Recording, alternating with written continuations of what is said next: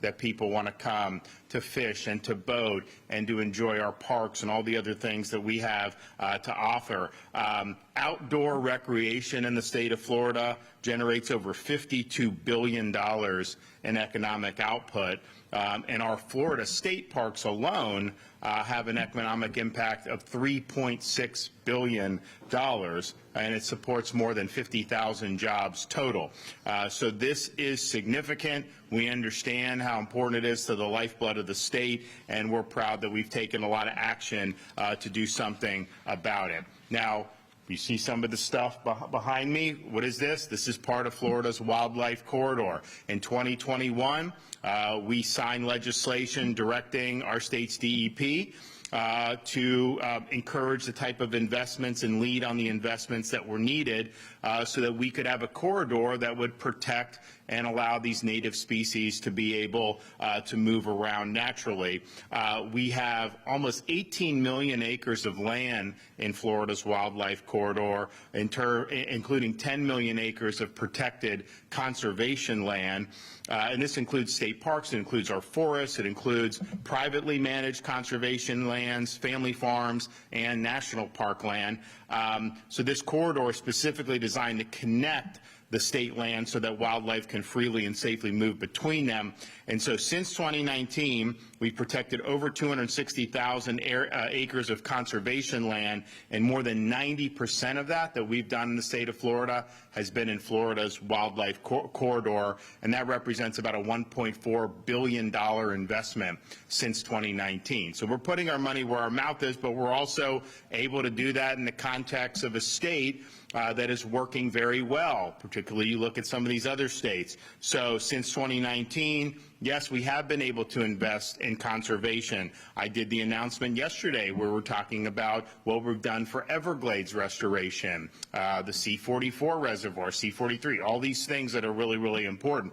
But we've done that in the context of a state budget that is half the size of New York, which is our closest state population, and we have millions of more people than they do now, and yet our budget's half, yet we have better roads, services, education. We've had record tax relief since I've become governor. We've paid down 25% of our state's total debt.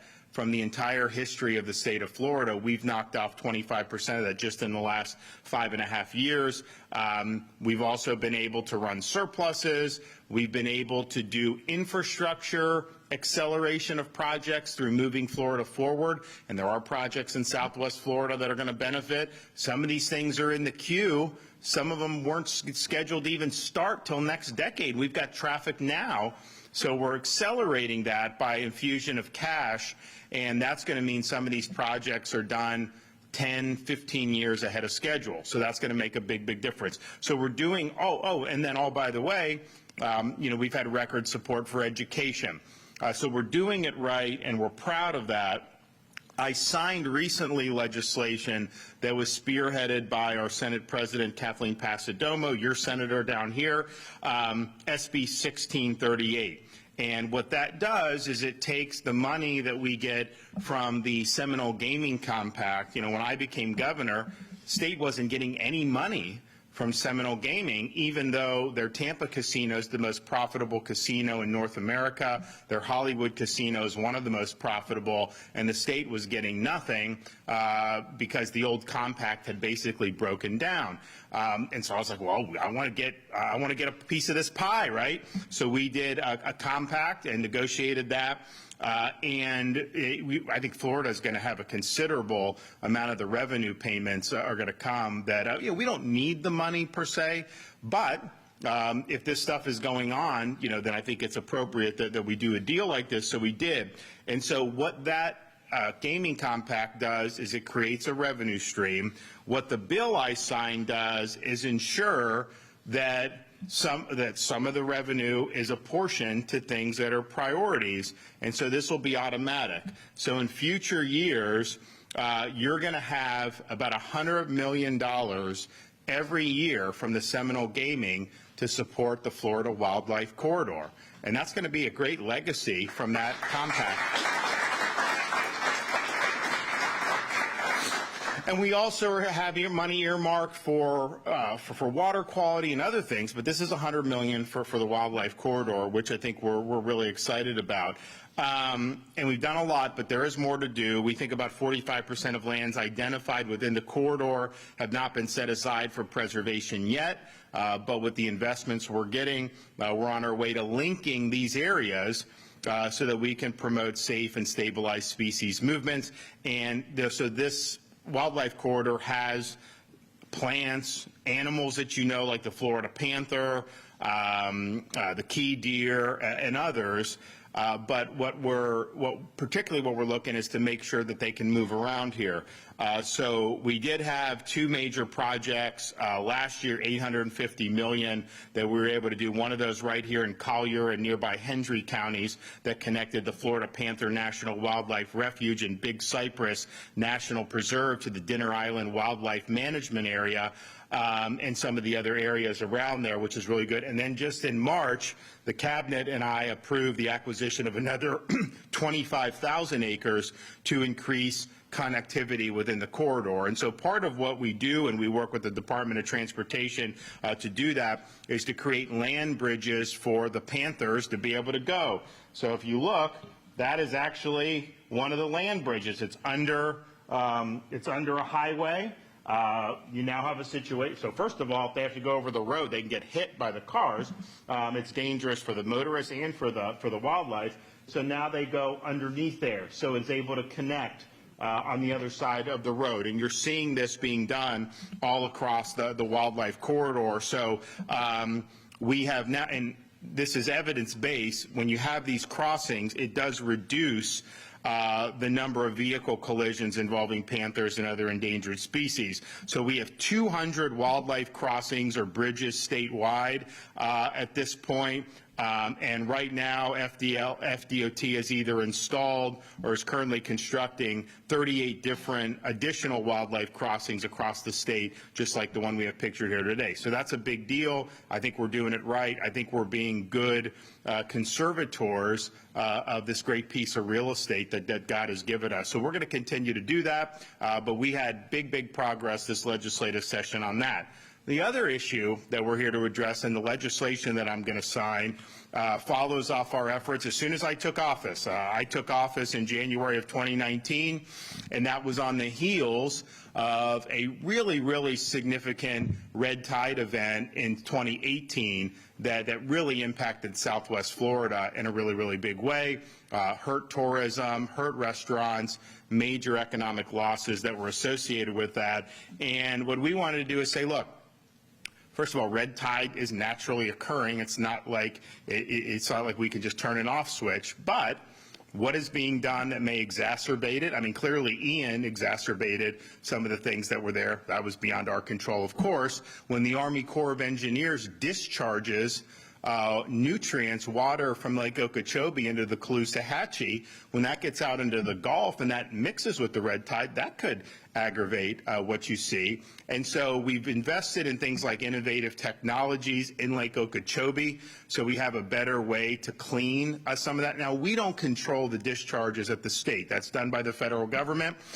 We have not had the same level of discharges since I've been governor, partially because we worked with the Trump administration to say, guys, you know, you've got to be mindful of the effects this can have on our coastal communities, really significant impacts. And so they've managed the lake in ways where they were trying to, for most of these last 5.5 years, do that. Now, we'll see what they do in the future. They don't necessarily have the schedule in place as early as we thought to manage it going forward. Nevertheless, we want to be able to mitigate. If they're sending water in the bad season to do it, we want that water to be clean. So we've invested in that. The other thing we did was we reconstituted the FWC Red Tide Task Force, and we did programs to do research in conjunction with Moat Marine about ways to mitigate the impacts of red tide. And so there have been millions of dollars that have gone into that. There have been multiple phases of studies that have taken place over these last many years.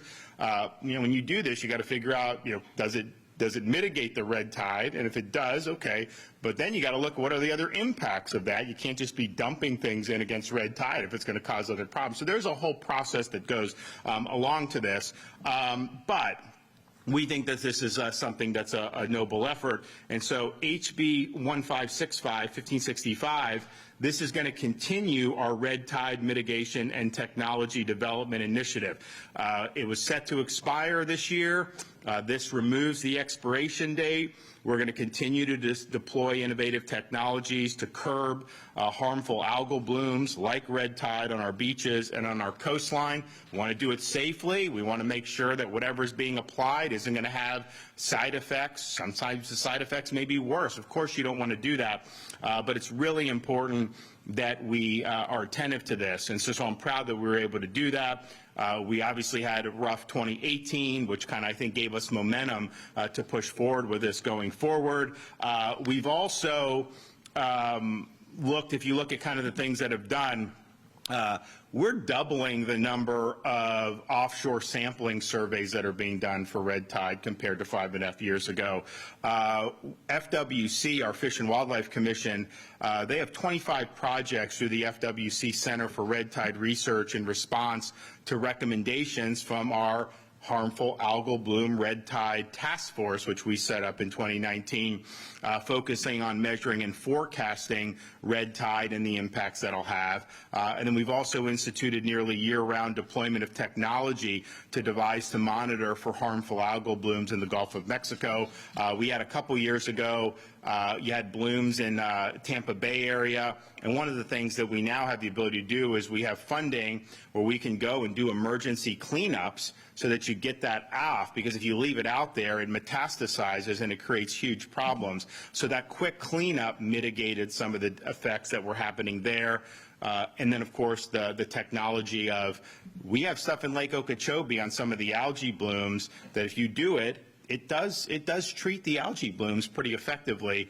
We want to get to the same point where we're able to do that with red tide. So I am not only going to sign this legislation, which is important, I can also announce that I have approved, I haven't gone through the entire budget, but I've already approved for this upcoming fiscal year $20 million towards innovative technology combating red tide and harmful algal blooms, and over $22 million for red tide research, management, and mitigation, which is really, really significant. So we will have now invested in both blue-green algae and red tide mitigation over $125 million since January of 2019. That's a big investment.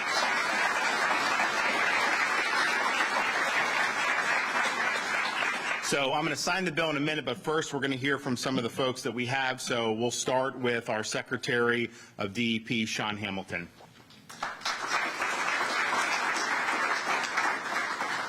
Thank you, Governor. Again, my name is Shawn Hamilton, and I have the pleasure of serving as Secretary of DEP for America's Conservation Governor.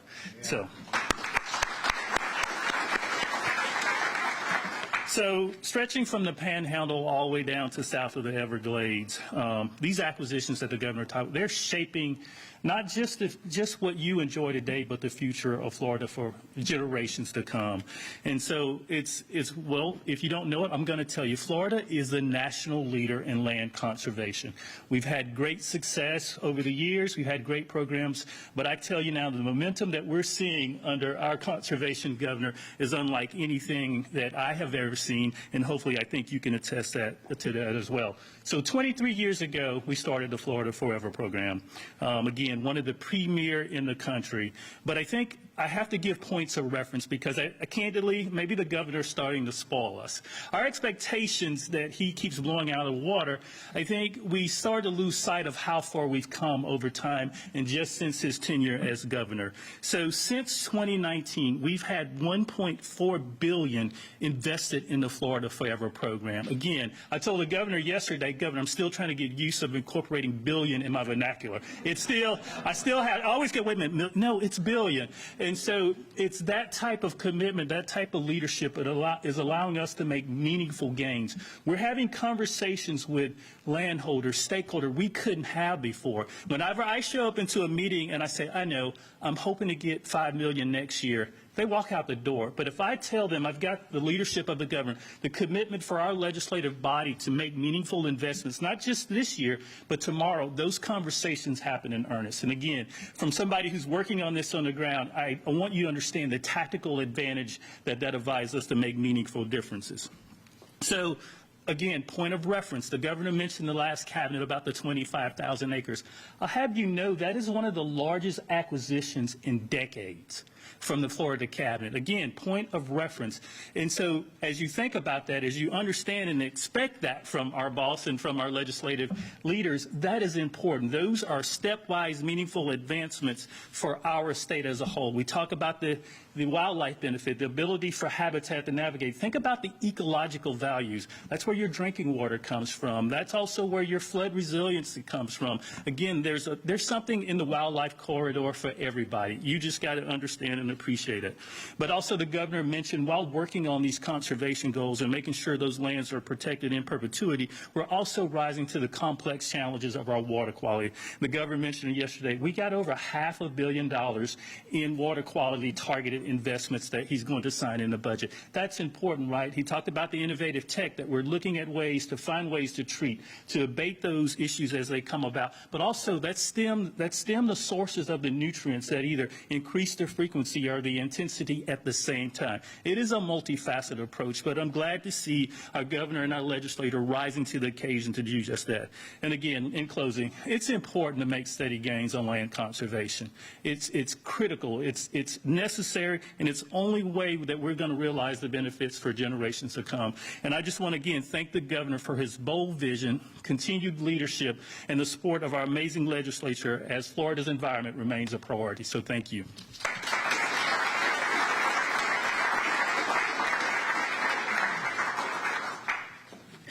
Thank you, Governor DeSantis, for inviting me today to represent the Florida Wildlife Corridor Foundation as we all celebrate the recent conservation wins for our state.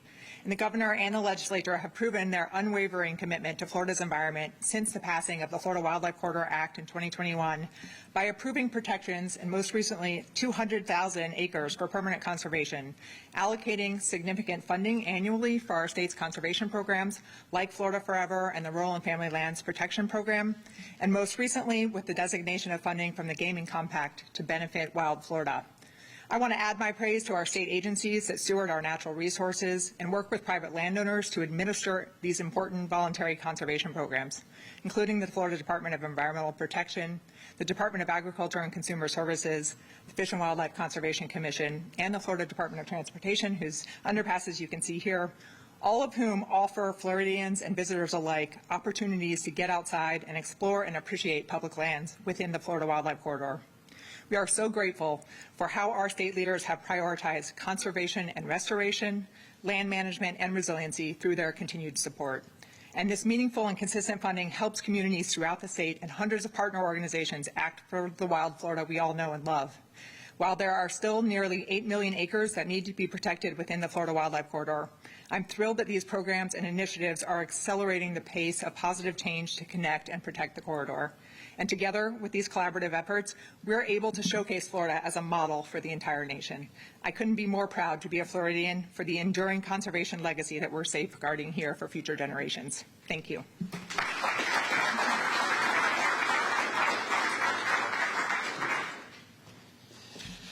Good afternoon.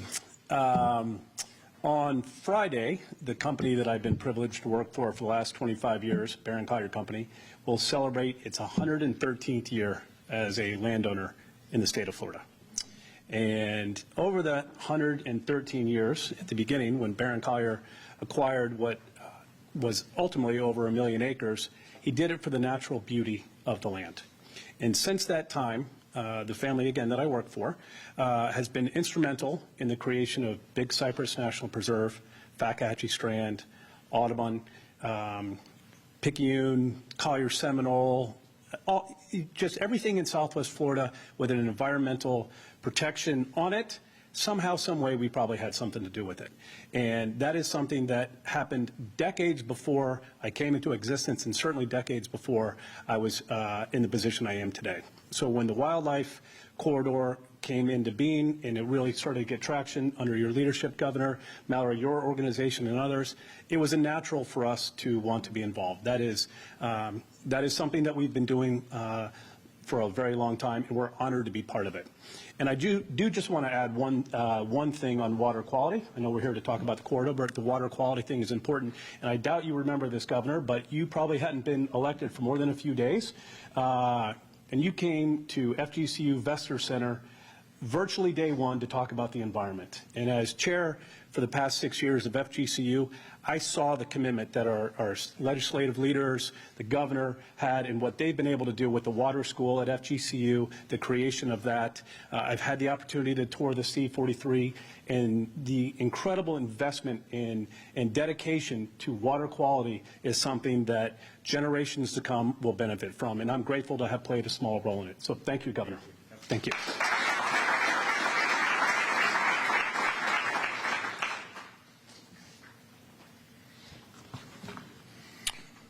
Governor, thank you for your continued leadership and stewardship of the great state of Florida.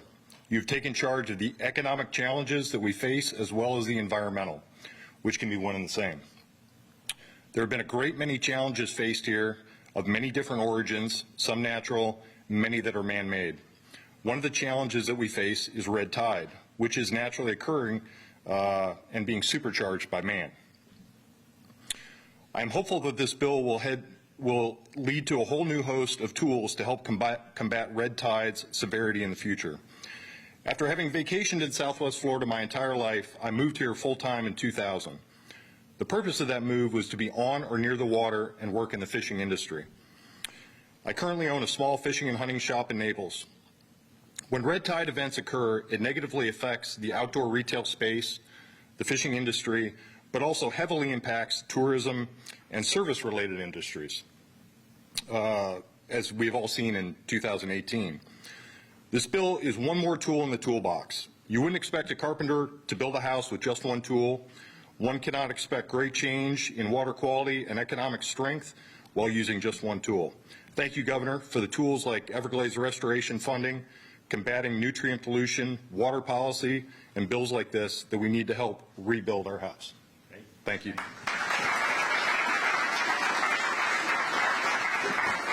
All right, so anyone that's going to participate in the bill signing, you can come up and gather around, and we'll make it official.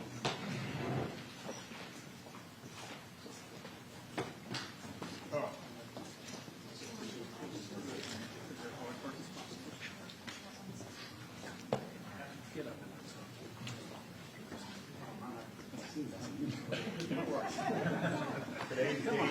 Come on, today's date. 23rd.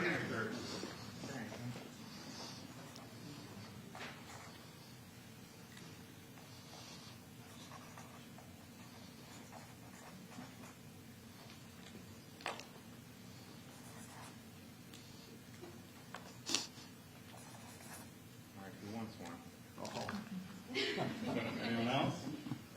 All right. Anyone else? There you go. All right, there we are.